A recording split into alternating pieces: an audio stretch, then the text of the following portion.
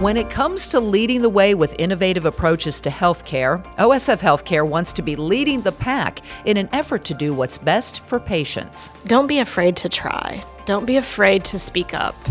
When you have ideas, don't let the fear of thinking it won't work stop you from speaking up, because I think that's when the best ideas are brought forward, and the collaboration that has to occur. Again, don't keep them to yourself, because, well, again, you might have a great idea. When you're sharing it with others, you can build upon that, and that's when it really becomes transformational. That's Becky Buchen, Senior Vice President of OSF Innovation, and I'm Shelli Dankoff, your host for OSF HealthCare Accelerated.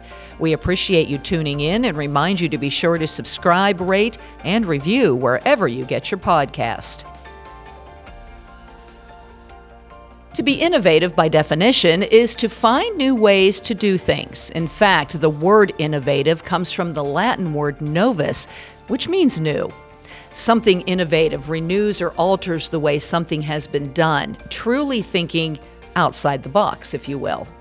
OSF HealthCare has once again been recognized by Fortune magazine as one of America's most innovative companies for 2025.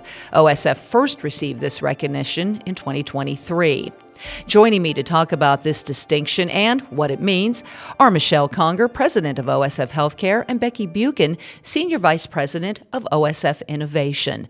Thank you for joining me. It's always nice to get these kinds of recognitions, isn't it? But when you heard this, what does it mean from your perspective to hear somebody outside the OSF world is giving us this recognition? So I think it's really about the culture that we've been certainly fortunate to build, an innovative culture. Also thinking about like all the leadership, certainly from Michelle's leadership to the sisters' leadership around really being innovative and having the latitude to do that. So extremely exciting, again, but also knowing it really requires leadership supporting that across our ministry. Yeah, I think something that's really exciting about this too is that we didn't apply for it. I mean, this is something where external industry has watched OSF over the years and has recognized what Becky's talking about in terms of just a culture of innovation and getting results through innovation. And I know the components that they looked at were really around product innovation, process innovation, as well as the culture. And all three components of that, I feel like we are extremely strong because we're working, understanding the needs of our communities, our clinicians, our patients, to be able to build new products, to your point around being new, build new products, build new process, create new models, and certainly continue to build the culture, which means testing new things, bringing forward new ideas, and seeing what's really going to work and transform healthcare. Yeah, because we kind of have a two-pronged approach. You have the work that comes out of, OSF Innovation and the jump simulation and trying and developing and seeing what works, see what doesn't work, like you talked about. And then you have the on-call, the transformation side. Here's the practical, put it in place, take it to the patients, what makes the difference. So there's two worlds here, but there's also rigor around getting to that. That's another thing Fortune talks about, the rigorous, what they look at over these. There's the top 300 companies that are selected from thousands that were analyzed. So that's a big group when you go across the entire country, but they put rigor around it. I know you love that word, Becky. What she does. She loves rigor. Yeah, so she does. In your world, what does rigor mean in the OSF healthcare world? Sure. So one of the things that I guess I think about, Thomas Edison, right, a great inventor, said, vision without execution is hallucination. And I really think that's why we've been so diligent about applying rigor. So that's understanding, what are we testing for? First of all, what's the problem, right? So when you say rigor, what's the problem? What are we testing for? How is it going to be measured in terms of success?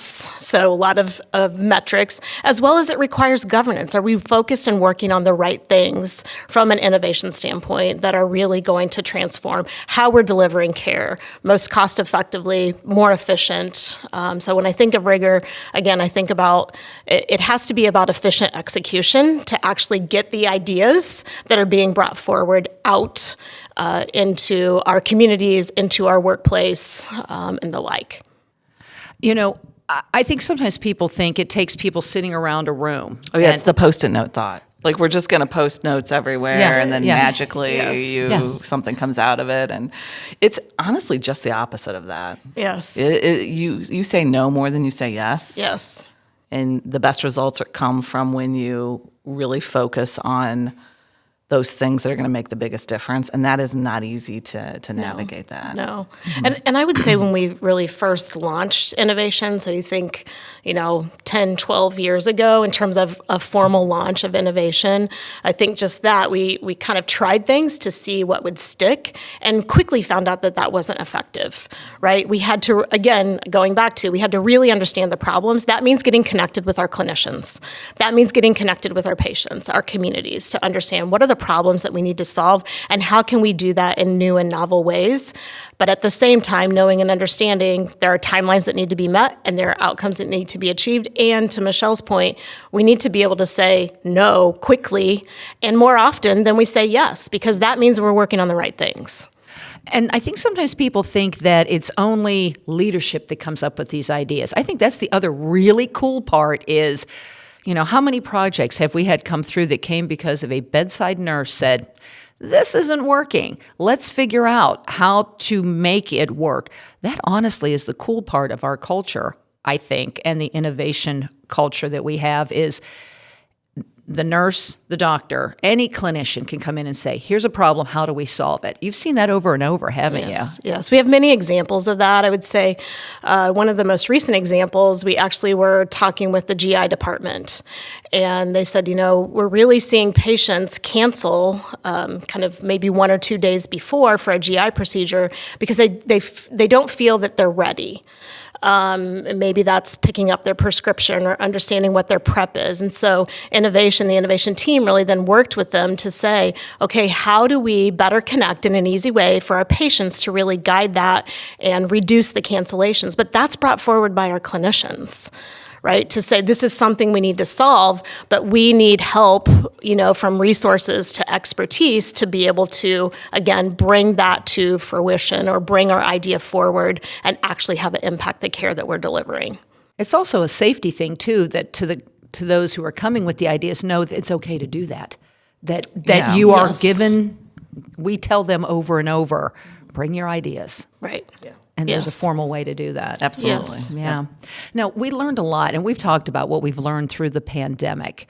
And we stood things up very quickly through on-call, where I think some other health systems struggled and probably are still paying the price for it. When you look back on it, first of all, hard to believe it's been over 5 years ago. It's like a whirlwind. But when you look back on it, what were the biggest wins and the things we learned the most, and where have they gotten us to today? Yeah, great question. I think it was really not that any of us could have predicted, certainly, what was going to happen from a COVID perspective. But we had been testing for a long time, connecting with the patients virtually, understanding how you do virtual visit. But they were tests, right? They were small.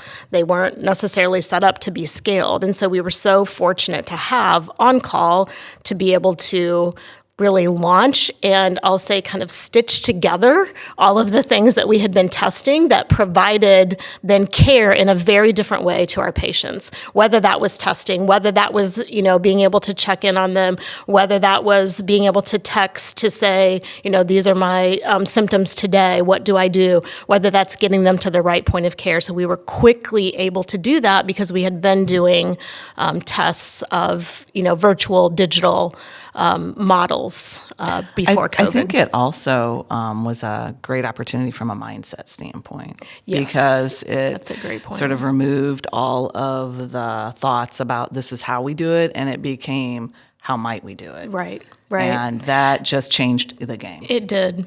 And the focus on what we had to solve, people came together and said, we have to change this process in the ED. We have to change this process on the unit. We immediately knew the problems to solve, and it was never a can't, it was how can we. Yeah, so that makes it kind of fun. It was stressful. It's It not was very stressful. Very It was stressful, very stressful. but in a way, Yes, you got to the yes, other side of yeah. it. And so I'm going to turn to you, Michelle, because prior to becoming president, you were CEO over OSF On Call and the digital health arm. So you were highly involved in the development of a lot of what Becky is talking about today. Is that kind of some of the fun? You got to look into the future in a way. Was that some of your work? While you couldn't predict, you still did a what if exercise and you looked at it. Was that part of the process that you went through OSF Innovation, through the on-call team, through digital health?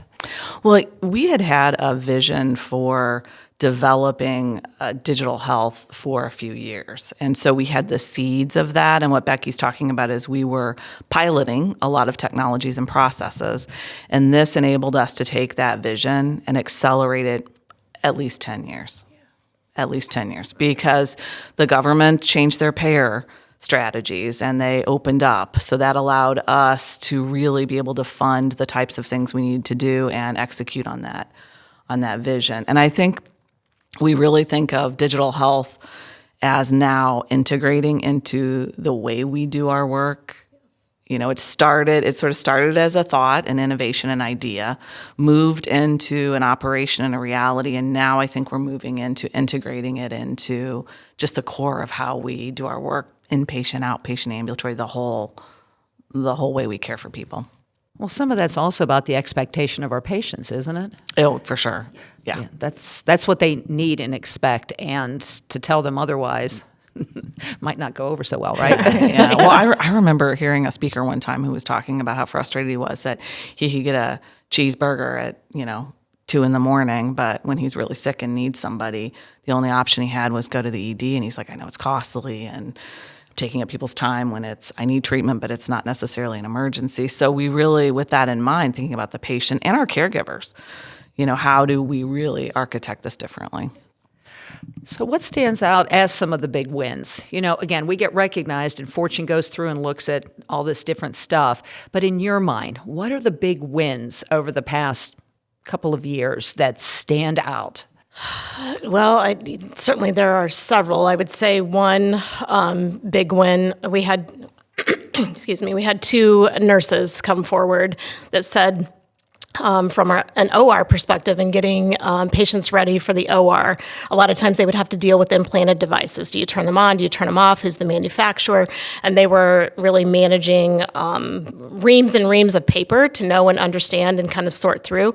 They wanted to digitize that. And so worked with the innovation teams to really understand how do we go about doing that. And actually then started to find out across the nation that was something that could apply and be of benefit to other health systems. And so that has actually been now a company that has been launched external to OSF, but certainly is going to help not only OSF and is being used here and is preventing cancellations, but also helping certainly outside healthcare as well.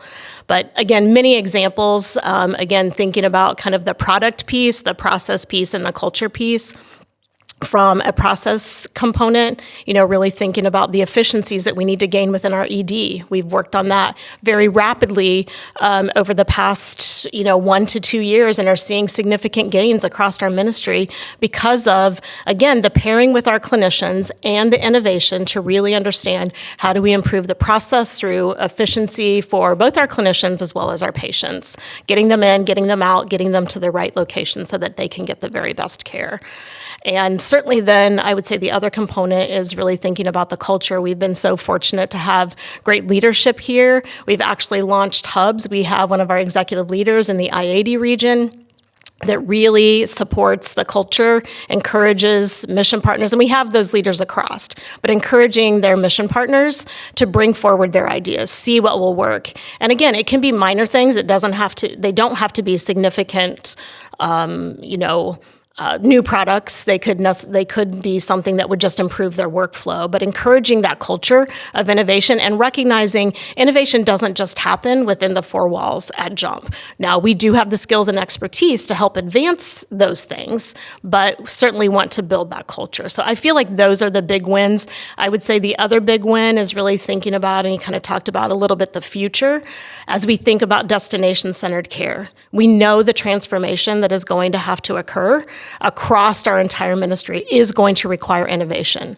Again, partnering with those that have the skills, with those that have the ideas to really bring those forward to get the transformation that's needed to build a destination center in Peoria. I love listening to her passion, and I know you have great passion for the destination center, and there'll be much more to come on this topic because it's a 10-year. Yes, it is. And so there's a lot of work to be done. And so when we talk about destination, sometimes people have that Peoria. You're turning out these products and these things in Peoria, and it's like, yes. We do a lot of cool things here. We really do. So when you look at Destination Center and some of this exciting work, how does it look from your view? Well, I think that research and translational research is going to be critical for us to be able, as a destination center, to be successful. So I think building those capabilities, the advancement of AI is going to be critical for us, and that really is to support our clinicians, really to support our patients. I think there's a lot of opportunities in those spaces, and I think it's really interesting because I think us recruiting individuals who are passionate about that type of care, this partnership with innovation and research is critical because that's really what they want to do.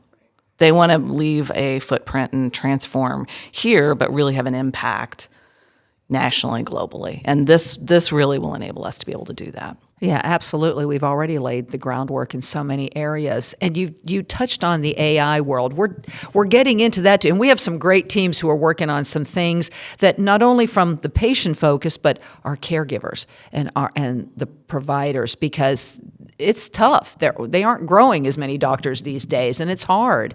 And the AI world, talk about some of the work that's going on there and why people should embrace it.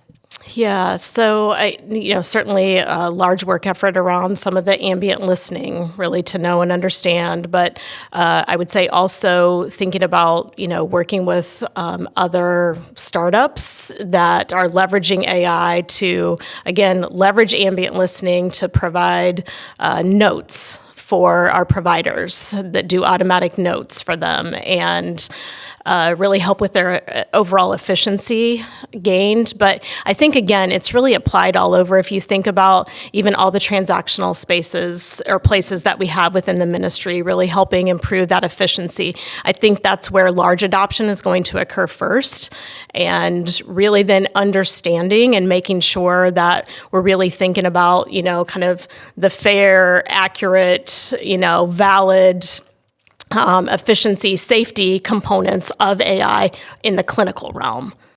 And I think we have to be careful that people think it's kind of a buzzword. And, and I think sometimes people see it as something that it could be a displacement factor for healthcare workers or other types of workers. And I think you have to really think about some of our biggest issues are being able to have enough people, particularly in our space in rural healthcare. Being able to use AI really lifts up and supports our people. It is. That's the way it's really used. And a lot of the work that we're doing has something called human in the loop, which means whatever you're doing, it's not AI acting independently. It always has someone who is validating, checking, making sure it makes sense. And we're really focused on those spaces that we know are safe. They're safe for our patients, our caregivers are comfortable. That's where we're starting. And I think that's where we're excited, really thinking about the clinical decision support and being able to leverage AI to get the clinical information into the hands of the clinicians to make more rapid decisions so they can spend more time face-to-face with our patients. Well, and get them care and treatment faster. That's what everybody Yes. wants. Give me my diagnosis, get me on my way to getting better. I mean, that's ultimately what it is.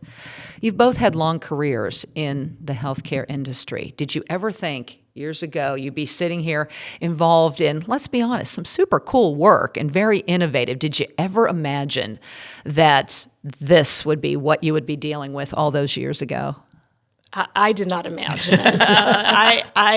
My background's in accounting, and so I liked my spreadsheets and my budgets and the like, and have been so fortunate and blessed to really have an opportunity to be part of this. It's extremely exciting to see what the future holds for OSF.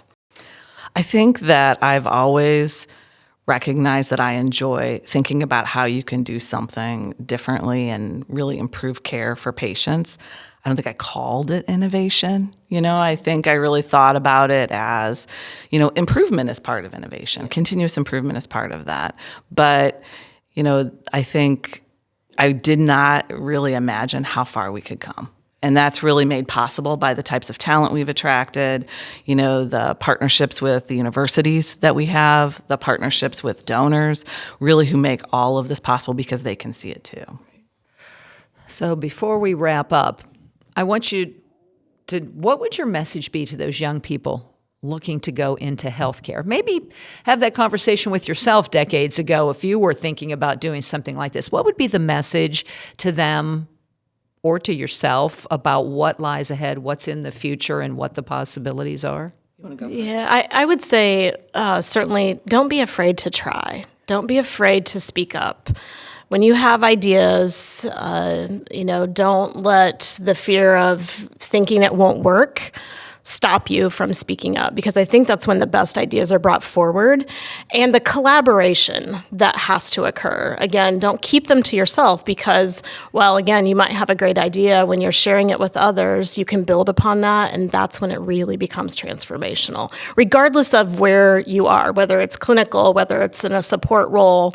I just would encourage people to do that. I think I would add to that's great. I completely agree. And I think adding that, open yourself to be a continuous learner. Recognize that, sometimes you can get really focused because we're all so busy.